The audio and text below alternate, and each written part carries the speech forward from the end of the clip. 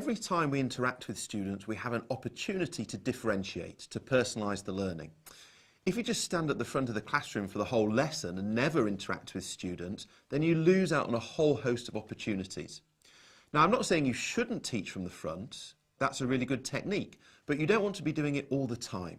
You want to set up opportunities when you can move around the classroom, interact with students, or you get them up to the front of the class and interact with them perhaps at the front desk by talking to them one-on-one.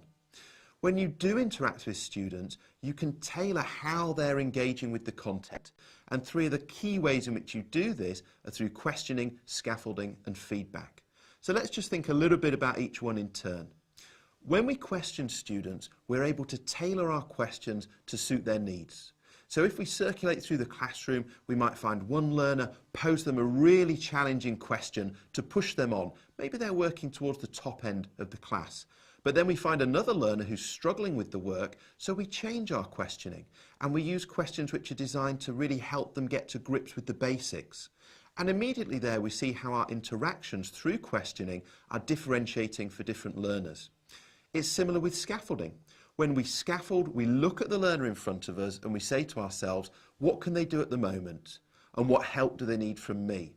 And for some learners, that's going to be a lot of help, a lot of intervention. For other learners, it's going to be much less. And then when it comes to feedback, we find another similar situation.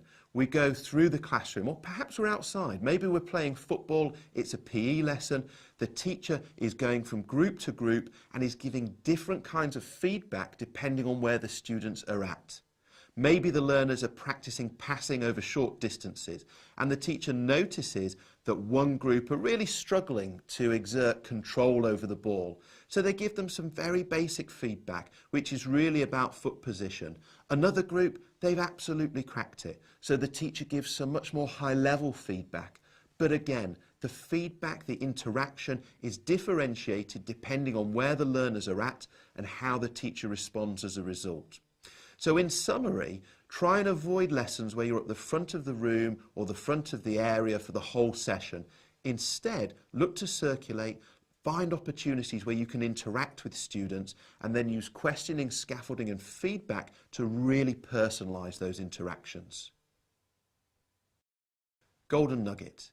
Every time we interact with students, we have an opportunity to differentiate.